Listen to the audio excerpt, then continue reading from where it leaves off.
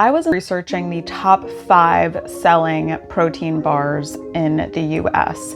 All of these bars basically have the same ingredients, which are sucralose, glycerin, maltitol, stevia, and erythritol. And in my research, I realized something that I probably already knew, which is the internet is a wild freaking place. On the one hand, we have this Dr. Berg guy who has 13.5 million followers saying that protein bars are worse for you than candy bars.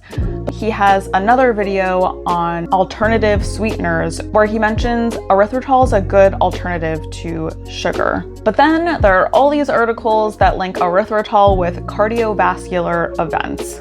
On the other side of things, we have Dr. Erythritol, who I personally really enjoy watching, mentioning that having protein shakes, protein bars regularly as part of your diet is probably okay, but then also says we don't really know the long-term effects. So here's the real question. How do us gym goers and just people who really care about our bodies and our health navigate this space? How do we actually know what the right thing is to eat and consume? And also, how good are our bodies at taking in the nutrients we need from our foods and dumping out all of these lab-made foods? And this is especially in the US, where a lot of ingredients are allowed here that aren't allowed in the EU.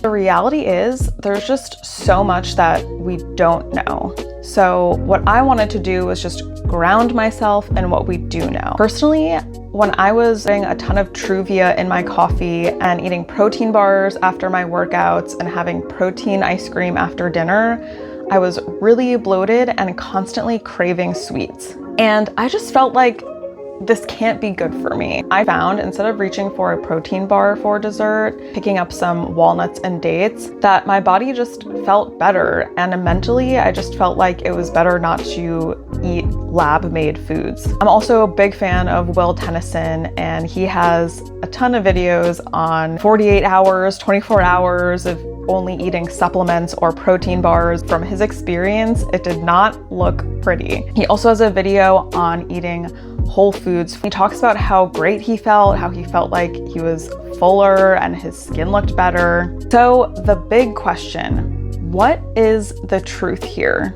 And the honest answer is, it really doesn't seem like there is one. The only thing we can really follow is our own intuition and our own gut. There's just our personal experiences and how our body feels, and that's what we really need to go off of. Our bodies are really wise and can tell us what's working and what's not working. And as I continue to research these ingredients and experiment with what I eat, that's what I'm following. And I'd really love to hear from all of you. What is your gut telling you about these products? I'm gonna be breaking down some of these ingredients in another video, and this is going to be with a completely unbiased perspective. For now, I'd just love to hear about your experience and what your intuition tells you about these products, so drop them in the comments and subscribe to follow my journey.